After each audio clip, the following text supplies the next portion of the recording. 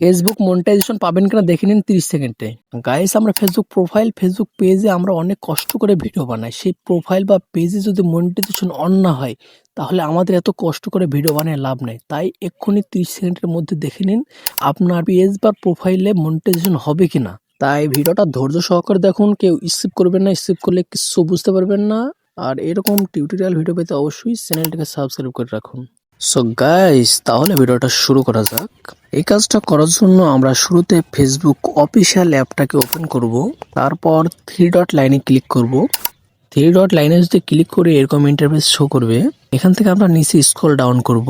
তারপর এখানে দেখতে পাবেন সেটিং অ্যান্ড প্রাইভেসি। এই সেটিং অ্যান্ড প্রাইভেসিতে ক্লিক করলে দেখবেন সেটিং অপশন চলে এসেছে। সেটিং অপশনে যদি আমরা ক্লিক করি এরকম ইন্টারফেস শো করবে।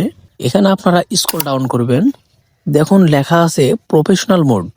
এই প্রফেশনাল মোডে আমরা ক্লিক করব। দেখুন এখানে লেখা আছে প্রোফাইল রিকমেন্ডেশন। এই প্রোফাইল রিকমেন্ডেশনে ক্লিক করলে এরকম ইন্টারফেস শো করবে।